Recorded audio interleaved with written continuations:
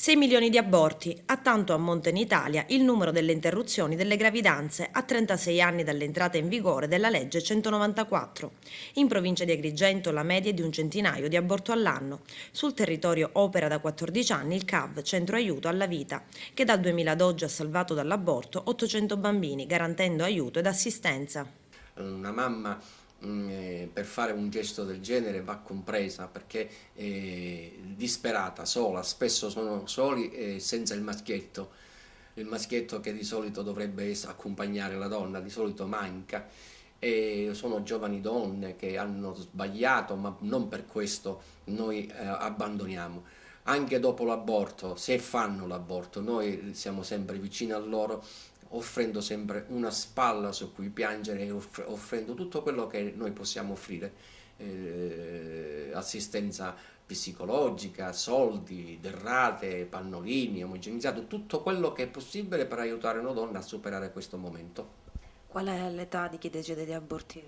L'età di chi decide di abortire è la più varia, va dalle piccolissime che dovrebbero giocare con le bambole e non con bambini, e andiamo poi alle donne sposate che hanno più figli e che quindi non desiderano la quarta, la quinta, la sesta gravidanza e che quindi vengono per questo motivo, anche per la crisi economica che ci sta attanagliando. Le donne che vi vengono a trovare sono italiane o straniere? Di tutte le razze.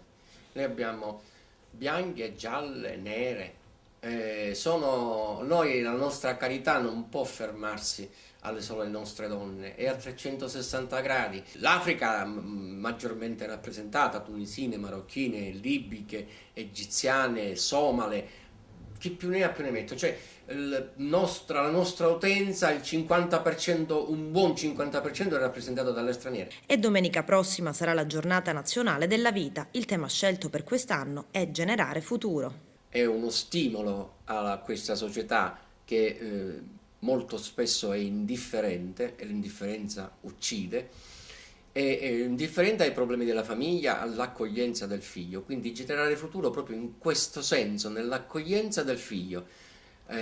Noi combattiamo la legge sull'aborto, quindi diciamo a tutte le giovani coppie che il figlio è un dono di Dio, è una grazia ricevuta ed è una ricchezza. Del resto voi giovani siete una ricchezza e rappresentate il nostro futuro, quindi generare il futuro. Cosa fa il CAB di Agrigento, il Centro Aiuto alla Vita, Opera Don Guanella?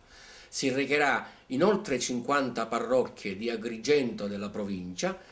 Il sottoscritto sarà a Piazza Cavour a vendere le primule, il fiore della vita. Cosa significa? Cerchiamo di sensibilizzare l'opinione pubblica sul tema della vita, raccogliendo fondi, cercando di finanziare quello che è il nostro clou, il progetto Gemma. Il progetto Gemma, lo slogan che noi divulghiamo sempre è adotta una mamma a rischio d'aborto e salvi il bambino.